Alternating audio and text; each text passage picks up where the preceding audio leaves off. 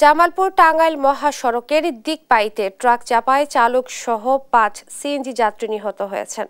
গুরুতর আহত অবস্থায় চিকিৎসাধীন আছেন আরও একজন।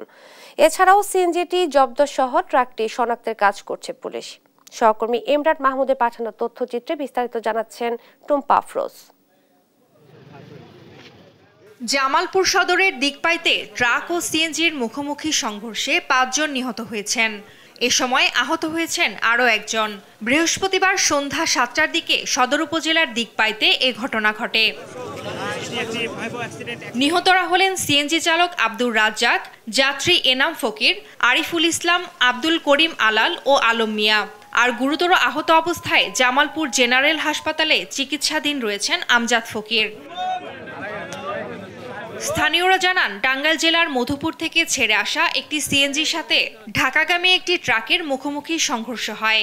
এতে ঘটনাস্থলেই মারা যান সিএনজি চালক সহ ৪ জন। পরে স্থানীয়রা গুরুতর আহত ২ জনকে উদ্ধার করে হাসপাতালে পাঠালে সেখানে মৃত্যু হয় আরও একজনের।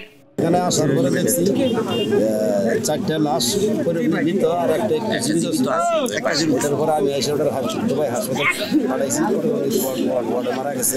আমরা এসে ডাক্তারে ধরতে পারি রেখে সিএনজি মধ্যে যেমন লাশ চটে গেছে গা, সেগুলিকে জড়ো করা হইলো। আর একজন জীবিত আছিল, ওই জীবিতটাকে আমরা ভ্যানে উঠাই দিলাম।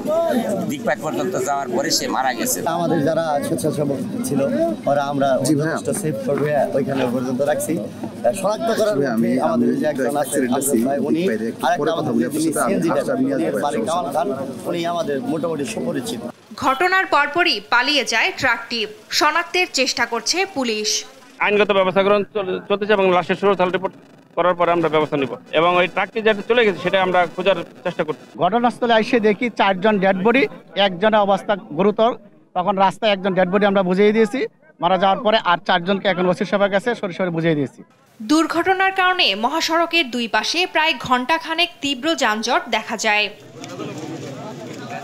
নিউজ ডেস্ক, দেশ টিভি।